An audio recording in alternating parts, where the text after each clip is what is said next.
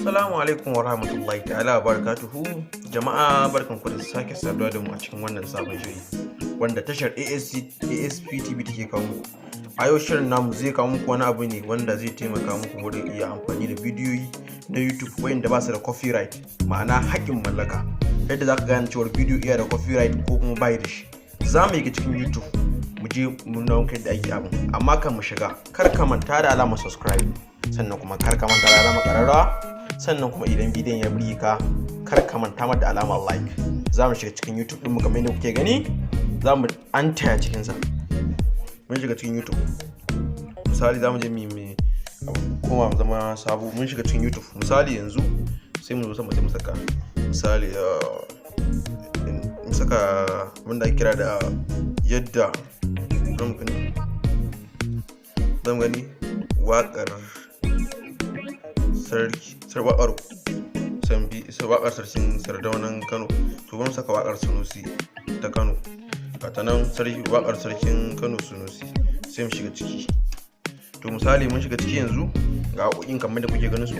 Za mu yi zuwa nan sai mu zo nan, sai mu zo cikin inda aka yi wani alamun layika haka, sai mu latsa gurin, sai mu ga wurin an ba mu zaɓuka kamar haka. Ga an saka live, ga PK, ga HD, ga subtitles/CC, ga Creative Commons. To Creative Commons din za mu ɗauka, ma'ana za mu clicking ɗin kan Creative Commons. Mun clicking kai sai mu je mu zanna apply din yana ƙasa kusa da cancellate, amma apply za mu saka a gurin. Mun saka apply kamar yadda kuke gani. To wannan ya nuna mana cewa wannan duk jerin bidiyo ne kuke gani nan ba su da copyright, ma'ana kana iya ɗauka ka amfani da su ka sa a wani social media ɗinka ko a channel ɗinka ta YouTube. Duk dai wani abu za ka iya ɗauka sai ka ka canza misali, ma'ana sunan channel ɗin da suke kai za ka iya amfani da su a abubuwa daban-daban. Duk wayannan waƙoƙin ba su da copyright a cikin su gabaki ɗaya. Kamar yadda kuke za mu ɗan taɓa ɗaya daga cikin wayannan waƙoƙin kamar ta tauraruwar Hausa TV. Muna shiga ciki kamar haka, za mu yi buɗe ciki magani. To kun gani, kun ga wannan ba ta da copyright, duka za mu duba ciki ba wani mai copyright, duk copyright din babu su da shi. Za mu iya kuma mu saka fina-finan Hausa,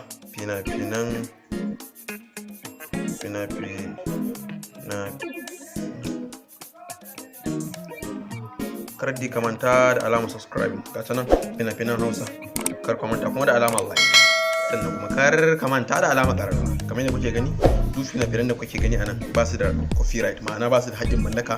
Za ka yi ɗauka ka amfani da su ta ɓangarori daban-daban. Za ka iya sawa a Facebook, Instagram, YouTube da sauran irin fannuka daban-daban. Wayannan sun shi ne ma'ana fi sabilillahi, sakamakon YouTube ya yi wani bincike akan ya za a samar da masu YouTube channel ƙanana yadda su samu bidiyoyi misali wayanda ba su da copyright, su yi amfani da shi su sa a channel ɗinsu, channel ta bunƙasa har su samu subscribers, har su saka mu samu awa 4,000 har su fara biyan su. To amma wannan hanya ce wadda aka ce za ka yi amfani da ta free ce. To amma abin da ya fi shi ne ka yi amfani da naka ya fi, to da naka din shi zai iya jawo ma al'umma da yawa, saboda anan ba ma ki akwai mutane da suka kalli wani bidiyo ko wani ya gani ba tsaya yana dubawa ko mai da sauransu ba. Duk wayannan babu a copyright a kansu duk gasar. Kuma yawanci ma fina-finan ba sabu bane ba, yawanci sharhi ne akan Kannywood da sauran irin abubuwan da suka shafi Kannywood gaba ki su, ba wani zancen wasu fina-finai masu ma dogon zango a ciki.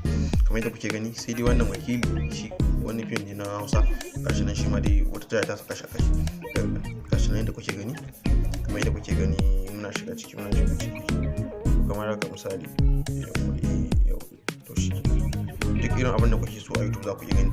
Amma misali ka shiga YouTube ka zo ka danna sunan wani bidiyo kamar yadda kuke gani, sai ka je ka saka sunansa ka ɗauko shi ka yi amfani da shi a wani bangare daban kuma, to wannan kuma zai ita ma matsala, musamman ma YouTube channel zai ita mai matsaloli daban-daban wanda suka shafi bangaren copyright.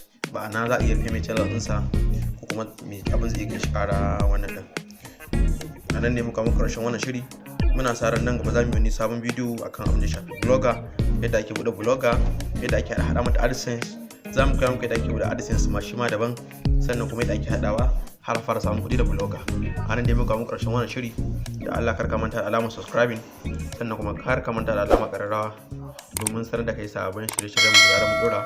Sannan idan bidiyon ya burge ka, kar ka manta da alamar like. Sunana Anas Suleiman, mai tashar AS